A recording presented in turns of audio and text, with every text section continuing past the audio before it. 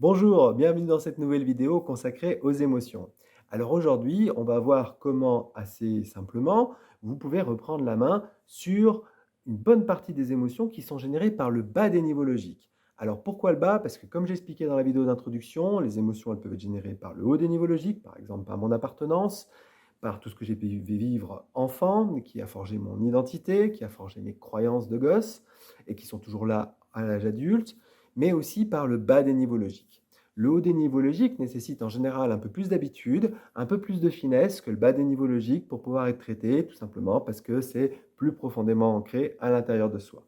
Quoi qu'il en soit, les émotions générées par le bas des niveaux logiques sont quand même relativement nombreuses et on a des possibilités assez simples de pouvoir reprendre la main dessus. Je vais vous proposer 3 axes de réflexion et ainsi que 2 exercices. Le premier axe, c'est l'environnement. L'environnement dans lequel je vis, c'est-à-dire ce qui est extérieur à moi, va provoquer et avoir une influence sur mes états internes. L'inverse est vrai aussi, mes états internes vont avoir une influence sur mon environnement. Encore une fois, je vous renvoie à ma vidéo sur les niveaux logiques. Je prends un exemple tout simple. La météo a une influence sur l'humeur des gens. Alors peut-être pas tout le monde. Moi, par exemple, j'adore quand il fait beau. J'aime moins quand il pleut. Bon, bah, quand il fait beau et je me réveille le matin et je vois qu'il fait beau, eh ben, ça me met de bien meilleure humeur que quand il tombe des seaux d'eau. Mais l'environnement, c'est pas que la météo, d'autant plus que la météo, j'ai pas forcément la main dessus. À moins de partir voyager dans le sud quand j'en ai marre de la pluie, j'ai pas réellement les moyens de faire grand-chose. Quoi qu'il en soit, j'ai quand même le moyen de travailler sur la qualité de mon environnement. Je vous donne un exemple tiré de mon ancienne vie professionnelle. Quand j'ai commencé, mon métier, mon ancien métier, j'avais un bureau et j'avais beaucoup de travail et puis du coup, mon bureau, ben, reflétait, le beaucoup de travail que j'avais. Autrement dit, j'avais des papiers, des dossiers de partout sur mon travail de partout sur mon bureau, pardon. J'arrivais le matin au bureau et quand je rentrais dans ce bureau, j'avais une espèce de montée d'angoisse, vous voyez? Parce que rien que de voir le bazar, ça me rappelait à quel point j'étais submergé par le boulot. Un jour, mon chef, il rentre dans mon bureau et il me dit: «Mais Eric, mais c'est quoi ce bordel? C'est pas possible! Non, stop, on arrête tout. Ce que je veux là, c'est qu'à partir de ce soir, tu ranges ton bureau tous les soirs avant de partir». Je lui dis: «Mais attends chef, tu es taré, j'ai autre chose à faire avec le boulot que j'ai, tu me demandes en plus de faire le ménage quoi, ou de ranger». Je lui dis: «Mais ça va pas». Il me dit: «Si, si, fais-le» et je sais pas pourquoi, j'ai obéi. Et je l'ai fait. Et du coup, tous les soirs, je me suis mis à ranger mon bureau et à faire en sorte de faire des petites piles propres. Évidemment, je rangeais pas tout dans les classeurs, mais je faisais des piles propres et tous les soirs, mon bureau était vraiment au carré et c'était, voilà. Ce qui fait que le matin, en arrivant, j'avais plus du tout cette montée d'angoisse. J'avais plutôt un sentiment de paix. Alors évidemment, dans la journée, ça montait un petit peu en pression, certes, mais le matin, le premier pas dans le bureau, j'étais bien, juste bien. Du coup, j'ai gardé cette habitude et ce qui fait qu'aujourd'hui, que ce soit mon bureau ou mon cabinet, bah, ce sont 2 espaces que je tiens à la fois rangés et propres quasiment en permanence. Pour que quand je rentre dans mon bureau ou dans mon cabinet, j'ai cette sensation d'être juste bien parce que mon environnement ne me reflète pas une désorganisation quelconque. Elle me reflète au contraire de la structure. Alors, j'ai donc la main sur mon environnement, donc ce que vous pouvez faire, c'est simplement regarder votre environnement et de vous poser la question, mais finalement, est-ce que l'environnement dans lequel j'évolue le plus souvent me convient ou pas? Si il ne vous convient pas et que c'est possible de changer, eh bien changez. De la même manière, en termes d'environnement, je vais vous donner un autre exemple. Avant, encore une fois, dans mon ancien travail, j'allais manger à la cantine avec mes collègues. C'était sympa, c'était un moment de midi, mais j'étais systématiquement fatigué à l'issue de ces repas pris à la cantine.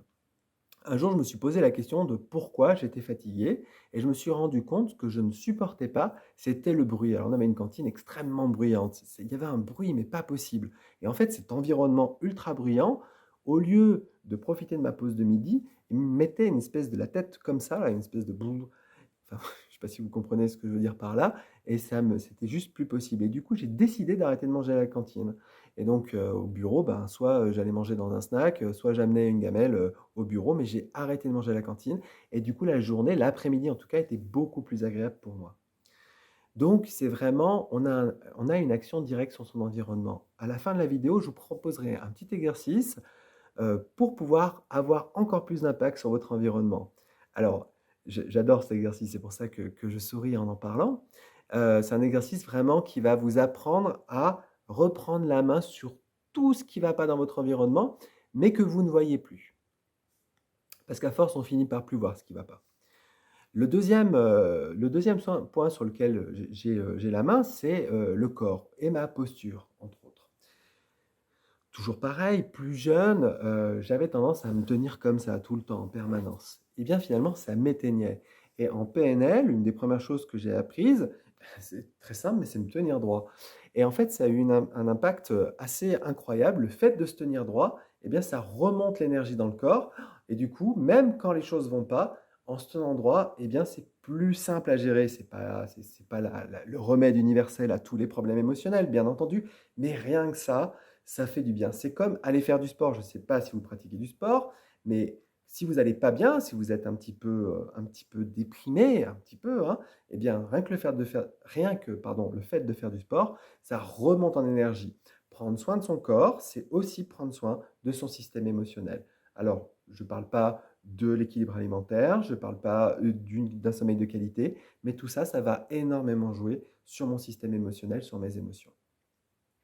Le troisième point sur lequel vous avez la main, en tout cas en partie, ce sont vos processus cognitifs. Je dis bien en partie parce qu'il y a une partie de vos processus cognitifs qui sont inconscients et sur lesquels vous n'avez pas la main, notamment tout ce qui touche le haut des niveaux logiques. Souvent, on n'a pas la main dessus. Mais vous avez quand même la main sur une partie de vos pensées et ce sur quoi vous vous focalisez. Je prends un exemple très simple. Je ne sais pas si vous regardez les informations le soir à la télé, avant de vous coucher.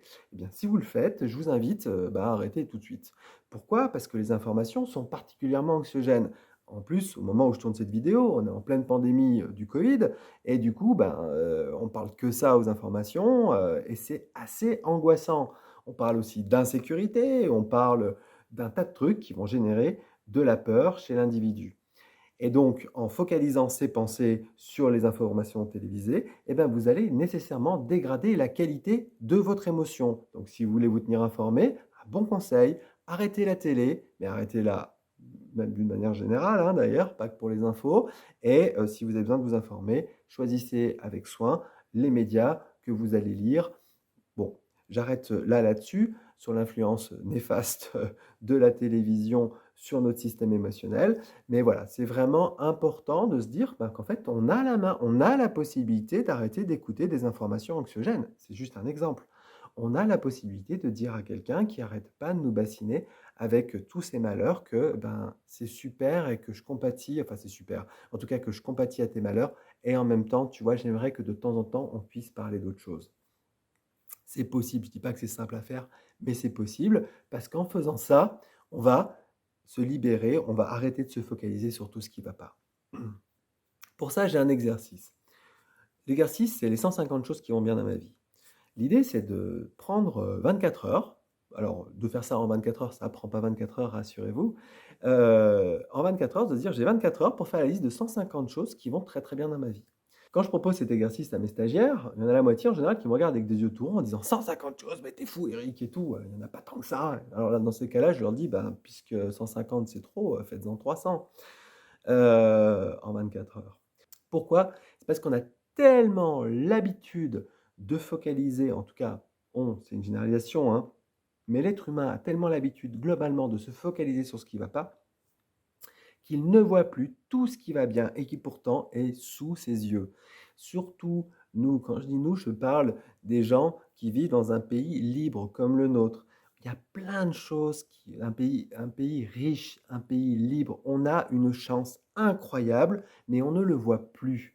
Alors, si je prends des exemples très simples, moi aujourd'hui je vis en maison, j'ai une maison, j'ai un toit sur la tête, au-dessus de la tête, c'est génial, c'est-à-dire que je peux dormir au chaud, à l'abri, ça va super bien dans ma vie. Mais en appartement, c'est la même chose. Avant, j'avais un appart, c'était génial. J'avais un endroit où dormir, et un endroit chauffé, un endroit où vivre. J'ai accès à de la technologie, j'ai accès à des soins si j'en ai besoin. Si j'ouvre n'importe quel robinet d'eau, j'ai de l'eau potable qui coule. Toutes ces choses-là, elles vont super bien, mais je ne me rends même plus compte avec l'habitude que ces choses-là vont bien dans ma vie. C'est normal, c'est parce que on perd cette habitude de voir toutes ces jolies choses qui nous entourent. Enfin, je dis on, moi je vis à la campagne, donc j'ai en plus cette chance-là de pouvoir sortir, d'être en connexion avec la nature et c'est super et ça va vraiment bien dans ma vie. J'ai des animaux, j'adore mes animaux, ça va super bien dans ma vie, j'ai un métier que j'adore, enfin bref. Vous voyez, des choses qui vont bien. Alors, je parle de ma vie, il y a plein de choses qui vont bien Et mais il en va de même pour la plupart des gens. La plupart des gens ont plein de choses qui vont super bien dans leur vie, ils ne le voient plus. Donc l'exercice des 150 choses, il a cette vertu-là, c'est de vous remettre, de remettre votre esprit sur tout ce qui va bien et qu'éventuellement vous ne voyez plus. Voilà pour les 3 axes. Maintenant, je vous avais dit en début de vidéo que je vous proposerai un exercice concernant l'environnement. Alors c'est un exercice que j'adore. Je l'ai fait il y a quelques années de ça. Il a, vraiment changé ma vie et quand je dis changer ma vie, c'est ça fait partie dans mon parcours PNL parce qu'il m'a été proposé par mon enseignant de l'époque, Paul Pironnet. Heu, Ça a fait partie des grandes étapes de mon évolution, des grandes étapes de mon évolution personnelle. Alors cet exercice, il est à la fois très simple à comprendre, mais c'est aussi un exercice qui est très engageant. Alors c'est simple, il suffit d'aller chercher tous les jours 3 trucs qui vont pas bien dans notre vie, 3 dans notre environnement, je précise, hein. 3 petites choses, alors c'est pas forcément des gros trucs, hein, 3 petites choses qui vont pas bien et de trouver une solution pérenne pour ces 3 choses. Donc en gros, en une journée, j'ai trouvé 3 trucs qui vont pas, mais j'ai trouvé 3 solutions. Évidemment, il faut trouver 3 solutions. Une par chose, hein, je précise. Donc 3 problèmes, 3 solutions. Donc ça, c'est génial parce qu'à la fin de la journée, eh bien, on a résolu 3 petits trucs qui nous embêtaient peut-être des fois depuis des mois et des mois et des mois, mais qu'on ne voyait plus. De la même manière qu'on voit plus ce qui va bien dans notre vie, de temps en temps, on voit plus les petites choses qui nous agacent et qui nous embêtent, mais qui vont rajouter chaque jour une petite couche d'agacement sur une petite couche d'agacement. Je vous donne un exemple. Un coin de bureau pas collé qui fait qu'à chaque fois que je rentrais dans mon bureau, il y avait ce coin de bureau qui s'accrochait dans mon jean et qui faisait clac, clac, et qui claquait. Et ça m'énervait tous les matins et en même temps, j'y faisais plus attention, voilà, je m'asseyais, je bossais et puis ça me sortait de la tête. Mais tous les matins, ça me créait cette petite, poussée d'agacement. Et ben, j'ai pris de la colle et je l'ai collé. Un autre exemple, avec, mon épouse, on avait 2 agendas papier et puis alors entre mon emploi du temps et le sien, c'était un bazar pour s'y retrouver et plusieurs fois, ben, on s'énervait l'un et l'autre parce que, bah, tu avais pas vu que je devais faire ça, tu avais oublié que je devais faire ça et cetera et cetera. Eh bien, on a mis en place un agenda commun sur nos smartphones respectifs, qui permet de savoir exactement ce que fait l'autre, et ne plus être embêté quand il y a des impératifs de l'un par rapport à l'autre. Donc c'est des petites choses comme ça. Je vous donne encore un autre exemple. Dans ma cave, il y avait une ampoule qui n'était pas changée, ça m'énervait. La cave, j'y descends pas tous les jours, mais à chaque fois que je descendais dans la cave, bon bref, vous avez compris, j'ai changé l'ampoule. Et en faisant cet exercice, alors je vous ai juste dit le début là, hein, ne vous inquiétez pas, ça devient un petit peu plus, intéressant après. En tout cas un peu plus, challengeant après. C'est aussi cet exercice qui a été un des déclencheurs de mon changement de carrière professionnelle. Puisqu'un jour, je me suis rendu compte que mon environnement professionnel, celui dans lequel j'évoluais avant, ne me convenait plus du tout, n'était plus en phase avec mes aspirations profondes.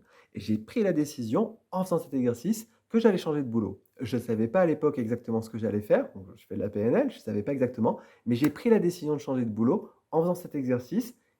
Alors évidemment, je ne l'ai pas fait dans la journée, mais je l'ai fait quand même. Donc, je vous donne l'exercice au complet. Donc, vous avez compris le principe. Vous faites ça pendant 3 jours. 3 jours, 3 problèmes, 3 solutions. Donc, 3 jours, 9 problèmes, 9 solutions. Vous vous arrêtez 24 heures et vous faites un petit cadeau. Ce que vous voulez. Une bricole ou un gros truc, peu importe, mais vous vous faites un cadeau à vous, un truc qui vous fait plaisir. Ensuite, vous reprenez pendant 7 jours. 7 jours, 3 problèmes par jour, 3 solutions, 21 problèmes, 21 solutions. Vous vous arrêtez 48 heures. Et là, idéalement, vous faites un plus beau cadeau. Vous vous faites un beau cadeau. Et après, vous reprenez pour 21 jours. Et là, ça devient vraiment, vraiment challengeant. 21 jours, c'est-à-dire 63 problèmes et 63 solutions. Et au bout des donc 21 jours, donc ce 3 plus 7 plus 21, donc ça fait 31, si je ne me trompe pas, donc 93 problèmes, 93 solutions, vous vous arrêtez. Et là, vous allez voir que le cadeau, vous l'avez déjà fait et que le cadeau, il est énorme au niveau émotionnel. Alors de temps en temps, on m'objecte dans cet exercice que c'est chercher les problèmes. Pas du tout. En fait, c'est simplement apprendre à regarder ce qu'il y a dans notre environnement, voir ce qui nous satisfait, ça c'est l'exercice des 150 choses, mais aussi voir toutes les petites choses qui peuvent nous agacer, voir les grosses choses qui peuvent nous agacer, mais sur lesquelles on a du pouvoir. Sincèrement, au moment où j'ai fait cet exercice, j'ai dit que j'allais changer de boulot parce que j'en pouvais plus. Au moment où je l'ai dit, je ne savais pas encore comment j'allais m'y prendre, mais au moins j'ai pris cet engagement. Il y a d'autres exemples. Il y avait des personnes que je fréquentais à l'époque et qui ne me correspondaient pas. Eh bien, en faisant cet exercice, j'ai pris la décision de ne plus les voir et je m'y suis tenu et franchement, je m'en porte franchement bien et franchement mieux. Voilà.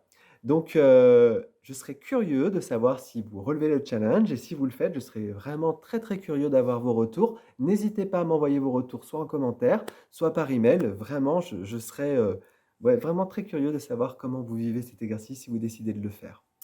Voilà, je vous souhaite, une très belle journée. Je vous dis à bientôt pour une nouvelle vidéo concernant les émotions.